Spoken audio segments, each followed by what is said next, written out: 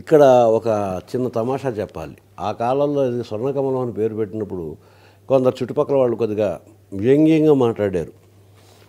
విశ్వనాథ్ గారికి అన్ని సినిమాలకి జాతీయ అవార్డు రావట్లేదేమో అని చెప్పి జాతీయ అవార్డు వచ్చే విధంగా ముందరే దీనికి స్వర్ణకమలం అని పేరు పెట్టి వచ్చిన హింట్ ఇచ్చారేమో అని. అందులో డౌటే ఉంది సార్. ఇప్పటికీ తెలుగు వాళ్ళు అందరి తరఫున జాతికి అందించిన స్వర్ణకమలం అందించారు. అసలు అంతేగా ఆయన ప్రతి చిత్రంగా జాతీయ కాదు, అంతర్జాతీయ కాదు, కాలాలకి దేశాలకి అవధులు లేనటువంటి అసలు అవార్డులకు అవార్డు ఆయన ఇంతకుముందు చెప్పాను. కాబట్టి అలా పెట్టుకోవాల్సిన అవసరం లేదు. ఇక్కడ స్వర్ణ కమలం, వికసిత శతదళ శోభల సువర్ణ కమలం. ఒక సరస్సులో చేపలు ఉంటాయి, నత్తగుల్లలు ఉంటాయి, పిత్తపురుగులు ఉంటాయి, బురద ఉంటుంది, కప్పలు ఉంటాయి, పద్మజం ఉంటుంది. ఏ పద్మం అయితే, ఏ సరోజం అయితే, ఏ పద్మం అయితే నువ్వు పూజించే స్త్రీ దేవతామూర్తులందరికీ, స్త్రీ దేవతామూర్తులందరికీ, సరస్వతి, లక్ష్మి, పార్వతి వీళ్ళందరికీ కూడా కూర్చునే పీఠం. సరస్వతి ఎక్కడ? కమలంలో కూర్చుంటుంది. లక్ష్మీదేవి ఎక్కడ? కమలంలో కూర్చుంటుంది. అటువంటిది ఎక్కడ పుడుతుంది? బురదలోనే పుడుతుంది. ఈ మామూలు ఈ లౌకిక ప్రపంచంలో ఈ బురదలోనే, ఈ పేదరికంలోనే, వీటిల్లోనే పుట్టిన నువ్వు ఒక నత్తగులలాగో, పిత్తపరిగిలాగో, ఒక చేప పిల్లలాగో, ఒక కప్ప పిల్లలాగో ఉండిపోకుండా, ఒక బురదలాగా ఉండిపోకుండా ఒక కమలంలాగా విరబోయగలిగిన కెపాసిటీ నీకు ఉంది అని చెబుతూ, అలా చేసేది ఎవరు? ఒక శూన్యం, గగన సరస్సు, గగనము అనే సరస్సు. ఆ శూన్యంలోనే అదొక సరస్సుగా మారిపోయి, ఆ నీలి గగనం అంతా నీలి సరస్సుగా మారిపోయి గగన ఆ రవినయనం ఆ సూర్యుడితో ఉదయిస్తున్నటువంటి సూర్యుడు నీ నాట్యాన్ని చూస్తూ ఒక్కసారి అలా గగన సరస్సు హృదయంలో విరిసిన శతదళ వికసిత శోభిత సువర్ణదమన కమలంగా మారిపోతాడు అని చెప్పడం. ఇంత అద్భుతంగా చెప్పిన తర్వాత, ఈ మూడు అయిన తర్వాత ఒక నడక కథ నడిచి ఇప్పుడు అతనికి అర్థమైంది మనం ఎంత ఆర్గ్యుమెంట్ ఇస్తే ఆమె అంతకు. ఈ పాటకు చివరిని మళ్ళీ ఒక శ్లోకం వస్తుంది. వికసిత శతదళ శోభిత సువర్ణ కమలంలో భగవద్గీతలో ఒక శ్లోకం వస్తుంది. దాని తాలూకు ఎసెన్స్, స్వధర్మే నిధనం శ్రేయ పరధర్మో భయావహ. స్వధర్మంలో చావైనా మంచిది, పరధర్మం భయానకమైనది. ఈ మాటకు అర్థం ఏమిటి అంటే, భయం చావు కన్నా భయంకరమైంది. సో నీది కాని, నీ సహజ సిద్ధము కాని, నీదేన నువ్వు అనుకోలేనటువంటి ఎటువైపు వెళ్ళినా నీకు అనుక్షణం విపరీతమైనటువంటి భయాలతోటి, ఆందోళనతోటి ఇవాళ జీవించే సంవిధానంలో అందరూ గమనించాల్సిన విషయం అది. ఆ శ్లోకాన్ని కూడా ఏదో ఒక భగవద్గీత శ్లోకం తీసుకోవచ్చు. అక్కడ తీసుకునేటప్పుడు కూడా నీదైనటువంటి పరిధులను నువ్వు గుర్తెరిగి, నీదైన జీవిత సంవిధానాన్ని నువ్వు గుర్తెరిగి, నీ గమ్యాన్ని, నీ గమనాన్ని నువ్వు దృష్టిలో పెట్టుకుని మౌనంగా నడుచుకుంటూ వెళ్ళిపోతుంటే అటెవడు వెళుతున్నాడు, ఇటెవడు వెళుతున్నాడు, ముందెవరు ఉన్నాడు, వెనక ఎవళ్ళు వస్తారు, కీర్తులు ఎక్కడొస్తాయి, భుజకీర్తులు ఎక్కడొస్తాయి, ధనాలు ఎక్కడొస్తాయి, ఇలా ఆలోచించుకుంటూ నీవి కాని విషయాల మీదకి నువ్వు వెళ్తే ఈ ఆలోచనల తాలూకు భయాలు, క్రీనీడలు పీడలుగా మారి నీ జీవితాన్ని రోజుకొక చావు, క్షణానికి ఒక చావు చంపుతాయి. నీదైన సంవిధానంలో వెళుతున్నప్పుడు ఒక అనివార్యమైన మలుపులో సంభవించేటువంటి ఒక మంగళకరమైనటువంటి ముగింపుగా మారుతుంది చావు. స్వధర్మే నిధనం శ్రేయ. నిధనం అంటే అంత్యకాలం. ప్రతి ప్రయాణానికి ఒక అంతం అంటూ ఉంటుంది.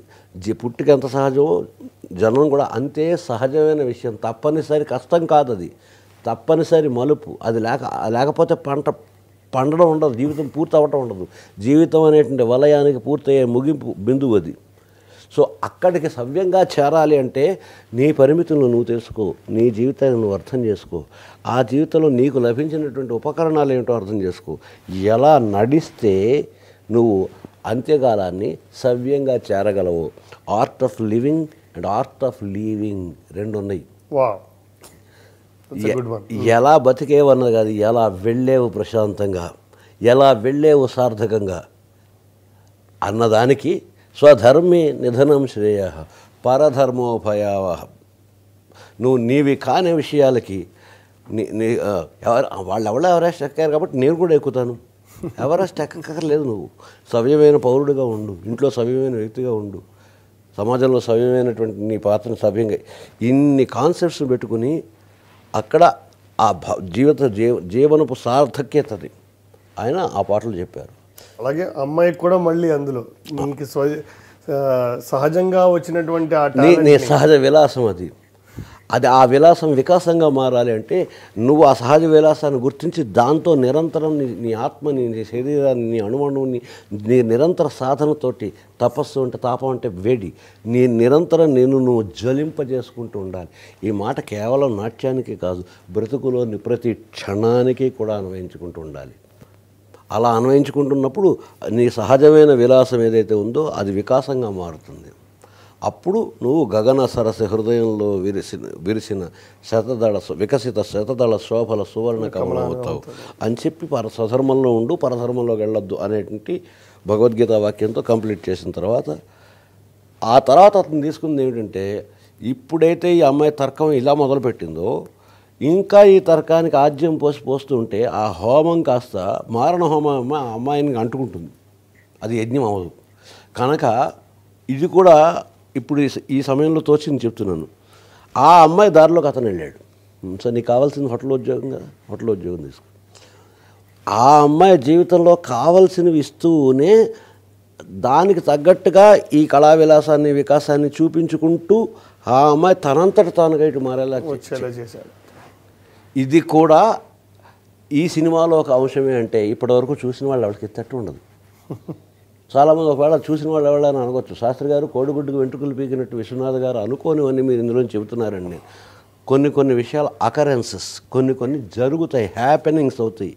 ఆ హ్యాపెనింగ్స్ అయిన వాటిల్లో విమర్శకుడికి ఇవన్నీ కనిపిస్తాయి. లేనివి కనిపించడం కాదు, లేనివి కల్పించటం కాదు, లేనివి కనిపించడం కాదు, ఇందులో ఉన్నాయి. ఈ కథను గమనించినట్లయితే ఇటు తర్వాత ఆ అమ్మాయికి అనుకూలంగానే ఆ అమ్మాయి కుటుంబ సభ్యులు ఈ చంద్రంతో సహా అందరూ ఆ అమ్మాయికి అనుకూలమైన మార్గంలో వెళుతూ ఒక కాపు కాసుకుంటూ, అమ్మాయి నడకని కాపు కాసుకుంటూ, ఒక హోటల్లో ఉద్యోగం ఇప్పిస్తూ మళ్ళీ క్రమక్రమంగా ఇటువైపు అమ్మాయి ధ్యాస మళ్లించుకుంటూ వచ్చారు. సహజంగా ఆ అమ్మాయి ఊపిరి, సహజంగా ఆ అమ్మాయి చలనం, సహజంగా అమ్మాయి ప్రాణం అన్నీ నాట్యమే కాబట్టి వద్దనుకున్న అమ్మాయి చూపు అలా ఒకసారి అలా వెళుతుంది. అలా వెళ్ళిన తర్వాత ఆ అమ్మాయిలో ఒక మార్పు సహజంగానే వస్తుంది. అది క్రమంగా మార్పు ఇంకే బాధించే వాళ్ళు ఎవరు లేరు, వద్దనే వాళ్ళు ఎవరు లేరు, హద్దులు పెట్టేవాళ్ళు లేరు, ఆర్గ్యూ చేసేవాళ్ళు లేరు. అప్పుడు ఆ అమ్మాయికి తగినంత తన ప్రయాణంలోనే ఒక ఎరుక కలుగుతూ వస్తుంది. అప్పుడు సహజంగా మెలకు వస్తుంది.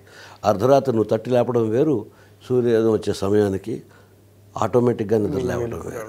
సో ఈ అమ్మాయిని ఇంకేమాత్రం బలవంతంగా లేపిన హిస్టీరిక్ కండిషన్ వచ్చేటట్టు ఉందని అతను వదిలేసేటని చెప్పి వదలకుండా ఇవన్నీ చేస్తుంటే, అంటే ఇది కూడా ఒక భాగం స్వర్ణకమలంలో. అంటే జీవితంలో అని చెప్పే కథలు ఇక్కడ నాట్యమే ఉంది, ఇక్కడ ఏముంది. నువ్వు ఎవరైనా ఆ విధమైన మంకుతనంతో, పెంకితనంతో తన జీవితాన్ని తానే చేతులారా నాశనం చేసుకోవడానికి ప్రయత్నం చేస్తుంటే వాళ్ళని వెళ్ళి బలవంతంగా నీతులు చెప్పకు, వాళ్ళకు ఓదార్పుగా వాళ్ళు అనుకుంటున్నది రైటే అన్నట్టుగా సైదోడుగా ఉండి వాళ్ళతో పాటు నడుచుకుంటూ వాళ్ళ అడుగులను గమనిస్తూ ఉండు అని చెప్పడం కూడా ఇందులోనే. వాళ్ళంతా వాళ్ళే రియలైజ్ అయ్యేది. ఆ రియలైజేషనే కొత్తగా రెక్కలు వచ్చాయన్నమాట. ఆ అమ్మాయికి కొంతకాలానికి అర్థమైంది. ఓహో, ఆ అర్థం అవుతున్నప్పుడు మెల్లిగా అమ్మాయి తెలుసుకుని ఏకాంతంలో ఎవరికి తెలియని చోటుకు వెళ్ళి మువ్వలు కట్టుకుని నాట్యం చేయడం ప్రారంభం చేసింది. ఇంతవరకు ఆ అమ్మాయికి నాట్యం పట్ల ఉన్న అభిప్రాయాలు వేరు. ఏదో డ్యాన్స్ చేయడం, 10 మంది ముందర తీయని గెంతటం, దానివల్ల వాళ్ళు ఏదో మనం తర్వాత అడుక్కు తింటున్న పళ్ళని తిప్పి ఇవన్నీ ఏమిటి అని అనుకున్నది. అసలు ఎవరి కోసం కాదు, నా కోసం అనే ఒక కాన్సెప్ట్ తోటి మెల్లిగా అమ్మాయి ప్రారంభం చేస్తున్నప్పుడు కొత్తగా రెక్కలు వచ్చానా అని ఇతను స్టార్ట్ చేస్తున్నప్పుడు అప్పుడు కూడా ఆ అమ్మాయి ఇతను చూసేసేయడని చెప్పి కుంచుకుపోనివ్వకుండా ఇతను చేసి నేను ఓడిపోయాను అనకుండానే ఆ అమ్మాయి అతని మాటకి ఇంతకుముందు పెడసరంగా అతను మాట అంటే దానికి ఒక వ్యతిరేకమైన మాట ఉంది. ఇప్పుడు ఒక మాట అంటే దానికి అనుకూలమైన మాట. పాటలో శిల్పం అది. కొండదారి మార్చింది కొంటెవాగు జోరు అని అతను అనగానే కొలుకులెన్నో నేర్చింది కలికి ఏటి నీరు. ఇక్కడికి వచ్చేటప్పటికి ఆ అమ్మాయి తన ప్రయాణంలో తన వెనకాల ఉన్న ఒక వ్యక్తి ప్రేరణ మాత్రమే కాకుండా ప్రేమ కూడా అమ్మాయి అనుభవించింది. ఒక జీవన పర్యంతం తనతో పాటు సాగే ఒక ప్రయాణం అందించగలిగిన ఒక సాహచర్యాన్ని గుర్తించింది, ఒక ప్రేమను గుర్తించింది, ఒక స్నేహాన్ని గుర్తించింది కాబట్టి అలా అని చెప్పి స్త్రీ బయటపడదు. అక్కడ విశ్వనాథ్ గారు మళ్ళీ మనకు కనిపిస్తారు. ఆ బిడియం, ఆ చిన్న సిగ్గు. ఒక్కసారి స్వాతిముత్యంలో కమల్ హాసన్ రాధిక శృంగార గీతం తీసుకున్నా, లేకపోతే సాగర సంగమంలో శృంగార గీతం తీసుకున్నా, శృంగారాన్ని కూడా ఎంత లలితంగా ఎంత మధురంగా మొత్తం ఆబాలగోపాలం ఇంటిల్లిపాది కూర్చుని చూసే విధంగా ఒక కళా వేదిక మీద నుంచి ఏ రసాన్ని ఏ విధంగా ప్రజెంట్ చేస్తే అది అంత ప్లజెంట్గా హృదయాన్ని తాకుతుంది. సో ఇక్కడ కూడా అతను ఆ మాట అంటున్నప్పుడు ఆ మాటకు అనుకూలంగా కొండదారి మార్చింది కొంటె వాగు జోరు బండల మించి ఆ చినుకు బండల మించి పడే కొండల మీద దరదరది కిందకి దిగి ఏరుగా మారేటప్పుడు కులు తిరుగుతూ చక్కని సెలయేటి నాట్యంలాగా మారుతుంటుంది. అది అమ్మాయే చెప్పింది. కులుకులు ఎన్నో నేర్చింది కలికి ఏటి నీరు. ఇది చెప్పడం వెనకాల, ఈ లాలిత్యం వెనకాల ఒక స్త్రీ సహజమైన బిడియం దాక్కునుంది. ఈ మాటతోటి ఆ అమ్మాయి చెప్పిన దానికి ఎక్స్టెన్షన్ మాత్రం ఇవ్వకుండా అతని పట్ల అమ్మాయికి ఉన్న భావాన్ని కూడా అస్పష్టంగా చెప్పింది. అది కూడా మనం గమనిస్తే కులుకులు ఎన్నో నేర్చింది కలికి ఏటి నీరు బండరాళ్ల హోరు మారి పంట చేల పాటలూరి. ఒకసారి వచ్చి కొత్త వర్షం హోరున వరదలాగా వచ్చి బండరాళ్ళ నుంచి హోరు వచ్చి మేఘాల రాగాల మాగాణి ఊగేల సిరిచిందులేసింది కనువిందు చేసింది. ఇది అమ్మాయి చేతి.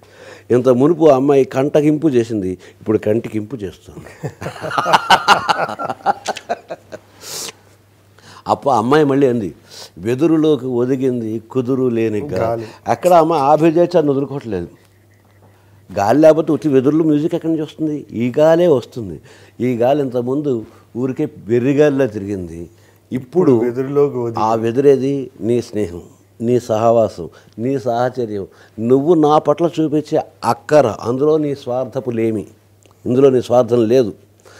నేను నాకున్నటువంటి ఆర్ట్, ఈ రెండు ప్రపంచానికి అందాలనని ఆర్తి నాకు అర్థమైంది. నా చెయ్యి పట్టి నడిపించాలని. ఇప్పుడు నాకు తండ్రి లేని లోటు తీరడమే కాకుండా అదనంగా నా జీవితాంతం నాతో పాటు నడిచి వచ్చే తోడు దొరికింది. ఆ తోడు అనే వెదురులోకి ఈ గాలి, కుదురులేని గాలి ఒదిగింది. దానితోటి ఎదురు లేక ఎదిగింది మధుర గానకేళి. కానీ అప్పుడు ఎదురు లేకుండా తిరుగుతున్నప్పుడు గానకేళి రాలేదు.